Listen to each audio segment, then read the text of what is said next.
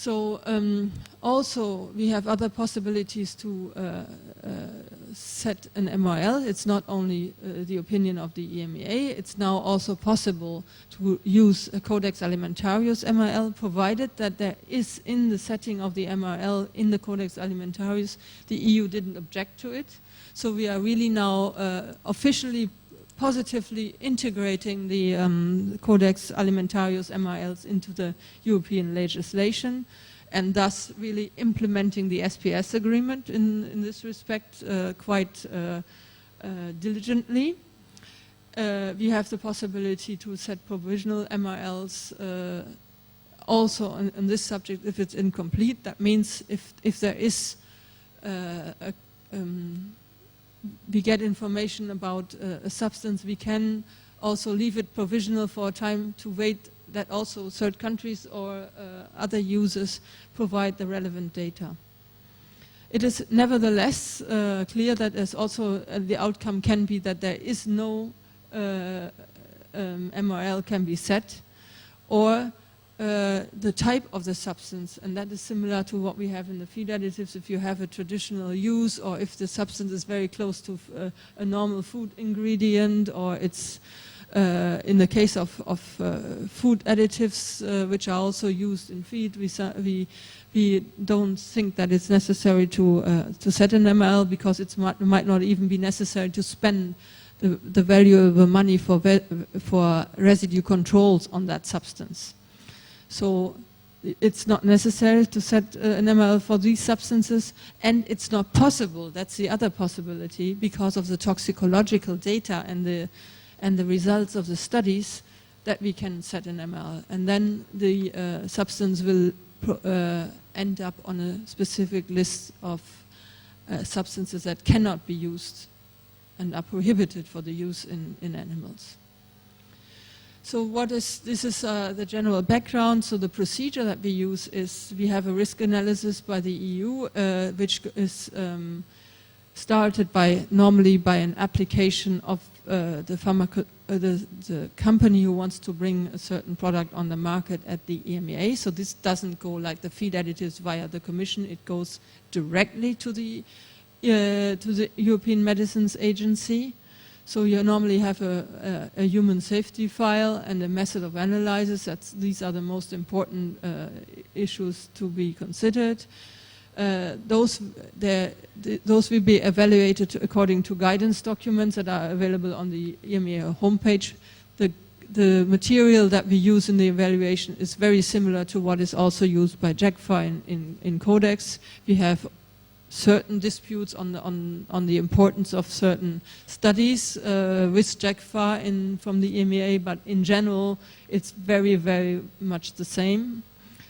And we have an evaluation of the control feasibility of the method of analysis, and then you will have the publication of the results after the consideration in the standing committee.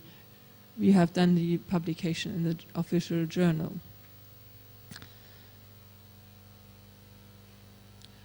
The procedure is linked to timelines.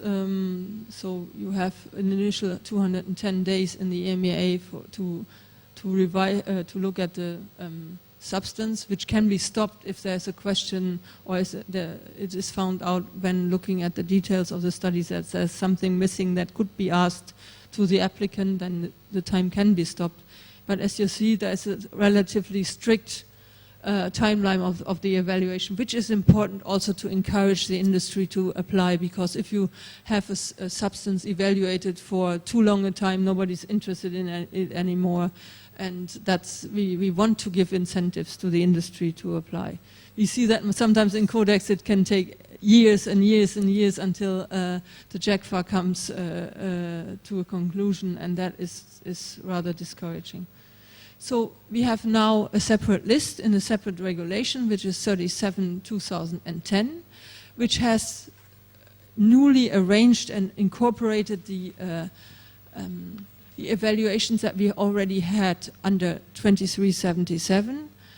It is now possible for the EMA to go through the substances and use the extrapolation. So companies or interested groups or the Commission itself can ask for reconsideration if it's advisable, and enlarge the scope of the MRL to other species or to other foodstuffs or tissues.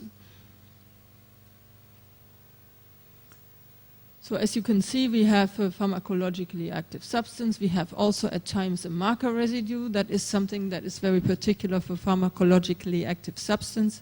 As I said, they are depleted, and you might only find the residues of the substance in a certain metabolite, and sometimes it's very important to know that metabolite to implement an efficient control in the food control system.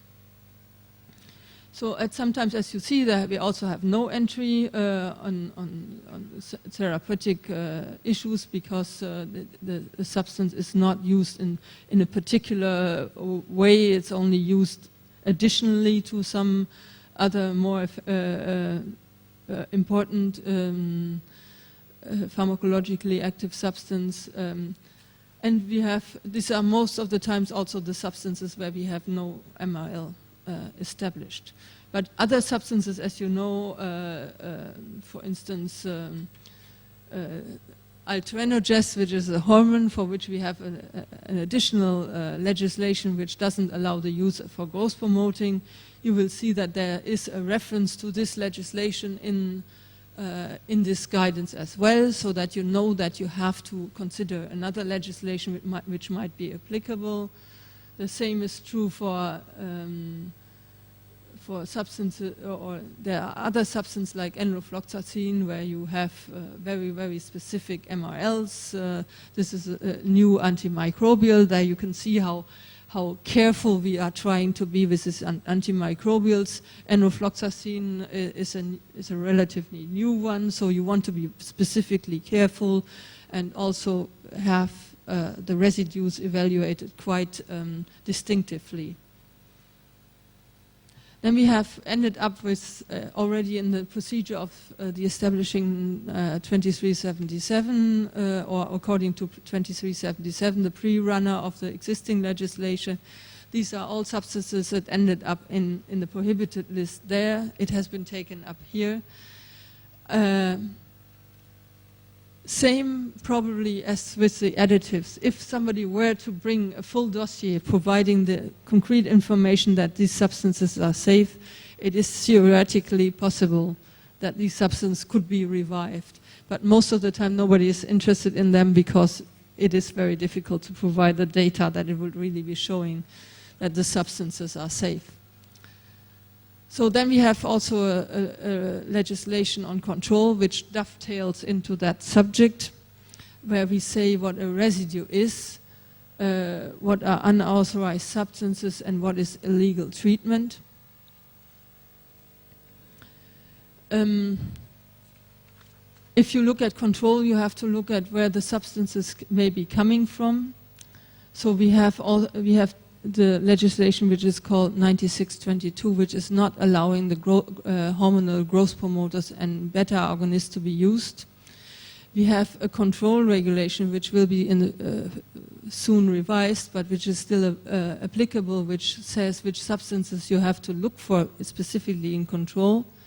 This goes also into the contaminants legislation, because again, you can only comprehend that from the past, that contaminants control and residue control was treated as one subject, but it's now more and more growing apart.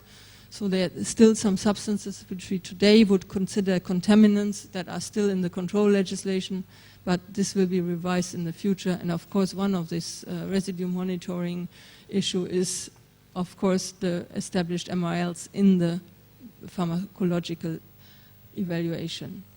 So from this point of view, we came into the problem that if an MRL is okay, but if a substance is prohibited, and we had in different member states, different laboratories had different levels of protection, of detection. with different methods that we ended up in different evaluations. Somebody found a small residue, somebody didn't, and that created a lot of disputes. So we have, with this legislation, established also the so-called minimum required performance limits, which sets common limits of detection for the member states laboratories, so that we have a more equal application of the method of analysis. And for certain substances which we ran into trouble with, we have established these so-called MRPLs as well. This is only a problem-triggered legislation. So if there is a problem, we will try to set certain performance limits and connect those to the MRL legislation.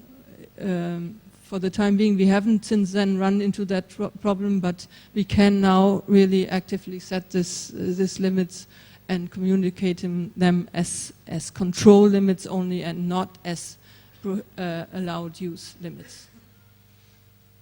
Okay, thank you. Finish? Yes.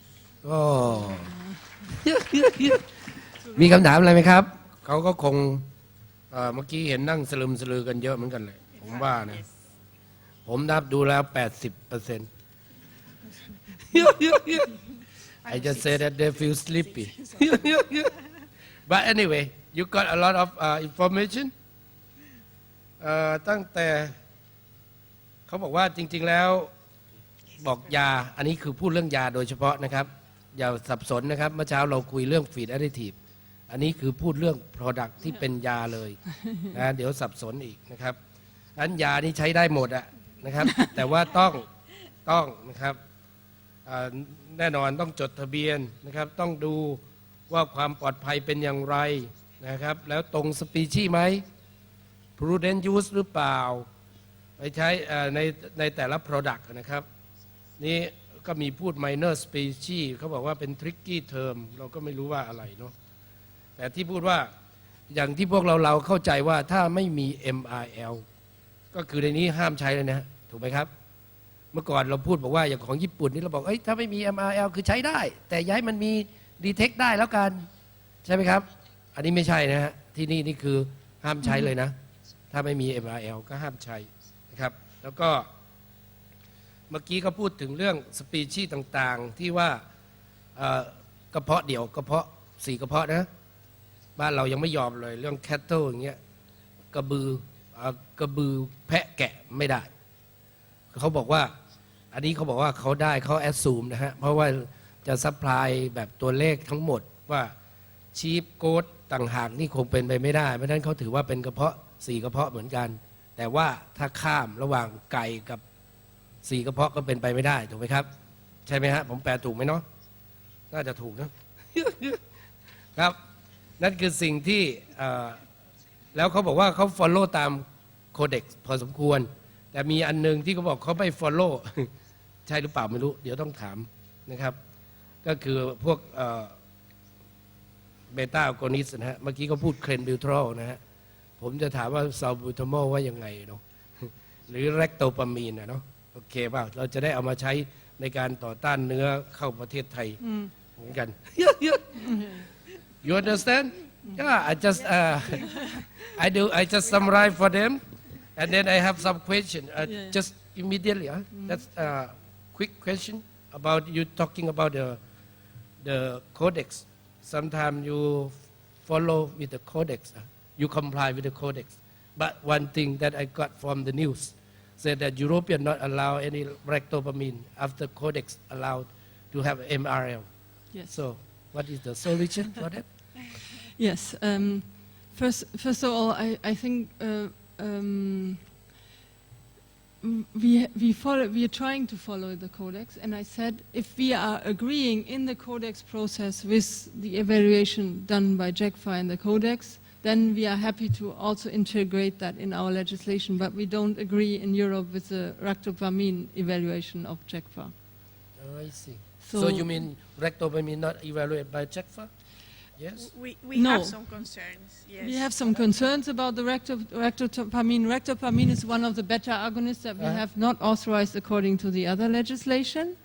So it's a substance that is very much similar, or in a structure similar to clenbuterol. It's known to be a substance that can substance group that can have negative effects. So we have not agreed to the evaluation as it was proposed by JECFA. So this Just only one. this article is not triggered. Yes, it's only one. We have agreed to a lot of other things, and it's only as usual in the news. It's always what doesn't work. Everybody's looking for, and not what works pretty well. That nobody is interested in that. That is not. But the that is US not said very attractive. safe product. I mean, What is ractopamine is very safe product. US said that. USA. Yes, we don't always agree with the United States, as I'm afraid. Well, we will follow you, okay? Just give us some, I mean, You might have explanation. noticed. Yeah, you might have noticed that elsewhere that Europe and the United States don't always agree, but we sometimes agree to disagree. Okay, So- that's it. I just summarize for them, okay? According to, I observe them sleepy, so better I summarize in the Thai a little bit. Yeah, it's not an easy subject, but I also think we have to look for the other, we discuss that and have the questions afterwards, because this Yes, has to be yes. understood in connection with the authorization of veterinary medicinal products in Europe, and I think then things will more fall into place. Okay, so we continue with Claudia. Yes. Yeah, please. Okay, thank you. So we have been looking on the side of the pharmaceutical active substances. I'm going now to focus on a particular group of substances, which is the coccidiostat. And this presentation will be short because some of the issues have been already covered by Gudrun. So which are the coccidiostats? So are chemicals which are used to inhibit or destroy protozoan parasites which cause coccidiosis. We know that in commercial production, the main method of controlling coccidiosis is through the addition of coccidiostat at the maximum level of use. And we also know that we need to administer those substances throughout the life cycle of the animal, throughout the life of the animal, to control the protozoan. So we link the use of the coccidiostat in any case with the good hygiene practices. So these things I think should go together. In the regulation where they were present in this old 1970 regulation, when the regulation was reviewed again in 2003, we have again the coccidiostats in this regulation.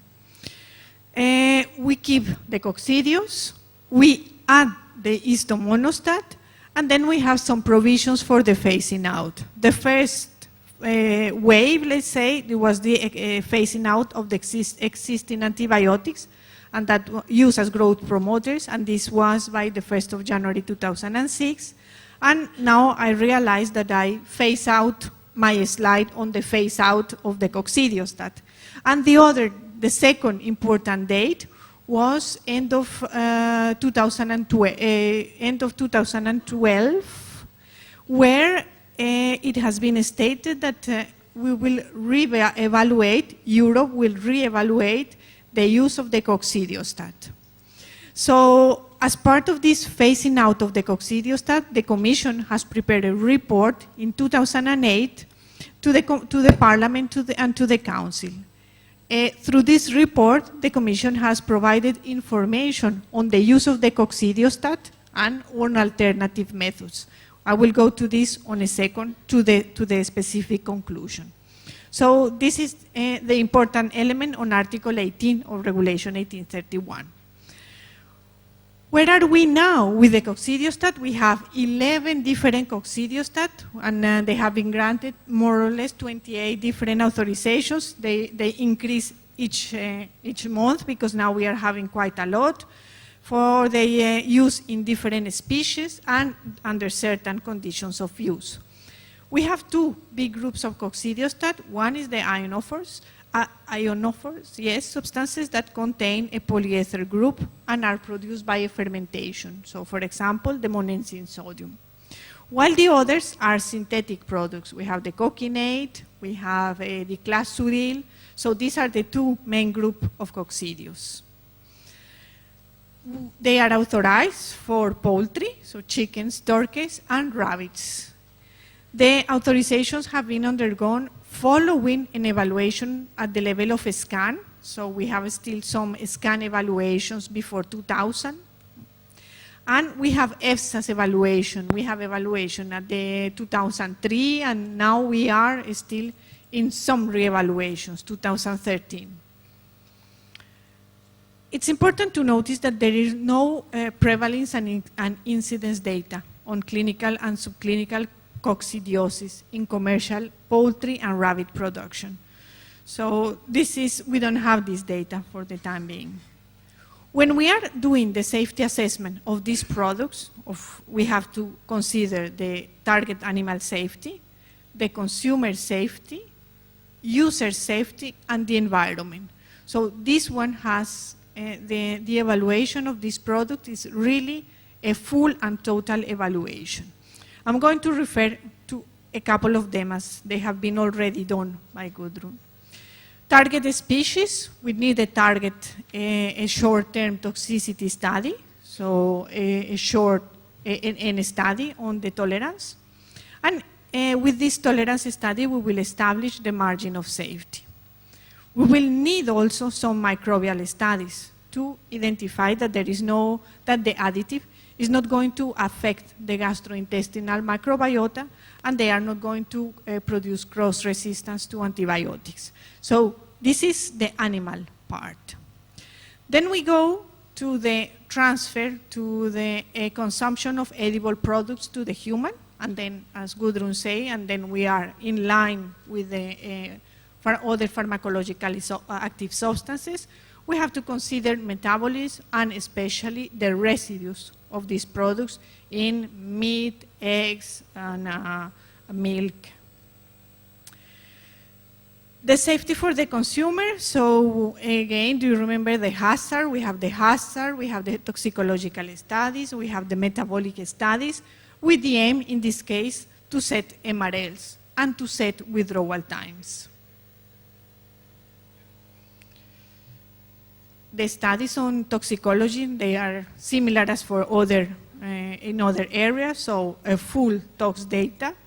With this tox data, we can set a no observed adverse effect level, and then we will propose an ADI.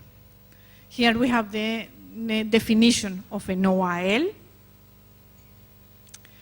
In some cases, for the coccidiostat, we will set a pharmacological ADI due to the effect of these substances. So it will be the only, let's say, difference with some other substances. We have the ADI, which is the acceptable daily intake. And to set an ADI, we can use different safety factors.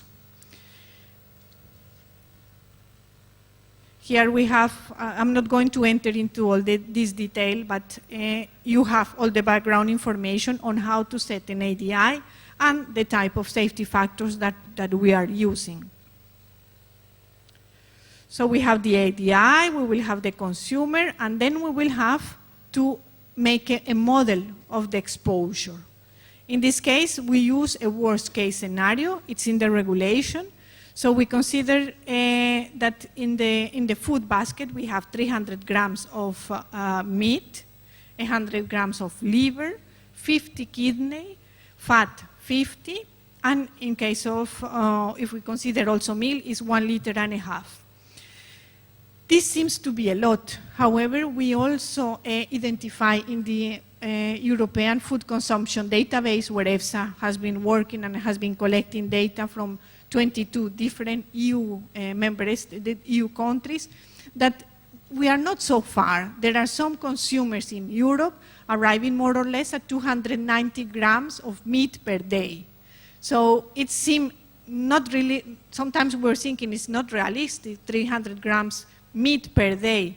But we have some data, and we have these possible scenarios in Europe. So this worst case scenario is the one that we use to link between the hazard and the risk. We will propose then an MRL and a withdrawal time. An MRL, as has already been explained, is the maximum concentration of a residue which may be accepted by the community to be legally permitted or recognized or acceptable in food. And the withdrawal time is the time after cessation or finishing the use of the coccidiostat, and is the time that it needs to go down to the MRL value. Safety for the users. This also, we need a full package of safety for the users. Then we have eye, then we have skin, respiratory sensitization, and other mucosal exposure. Environment. Well, we need to do the environment because we have here a difference with other products. For feed additives, though we use them during long periods of time and in a large group of animals. So we need to have some data on the environment. It's quite complex because we have a stepwise approach. So we have a first tier in which we consider some compartments, and depending if we just are above those thresholds, we go to a second phase working with some toxicity data in different type of animals and always in the different type of compartments. So really, for the coccidiostat, the dossier contains all possible things. Where are we now, today, on the coccidiostat? So, as I said before, we have this report from the Commission to the Council and to the Parliament on the use of the coccidiostat and istomonostat as feed additives. In this report, you will see that the Commission has evaluated different types of alternative approaches, so use of herbal or botanical products or vaccination. And the conclusion is that at the present time, the use of the coccidiostat as preventive measure is essential.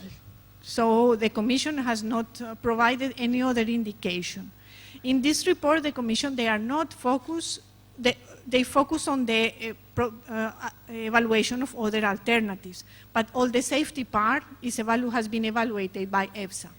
So what we say, or what the Commission say in this report, is that those alternatives mentioned in the report do not offer the same advantages as the use of coccidiostat as feed additives. So for the time being, we don't have any other sign from the Commission. The Commission is making us some requests for further evaluation of other coccidiostat. So the indication up until now, and without any further knowledge, is that the coccidiostat are going to be kept on the market. We will continue to make in this evaluation. We will see how the Commission, if they have some further information in the future. What we are asking in the re-evaluation of feed additives is some post-market monitoring data, just to control at the last part, during the last part of the authorization, we will have some post-market monitoring. This post-market monitoring will be evaluated in 10 years' time. So if we see any potential effect on the resistance of Eimeria. But for the time being, this is the status of the situation, and we do not have any other indication from the Commission that they will change or they will deviate from this. As I say, the coccidiostat, they need a full data package, and then we have these guidance documents where we have a specific guidance document on coccidiostat and all the other also horizontal guidance documents that provide support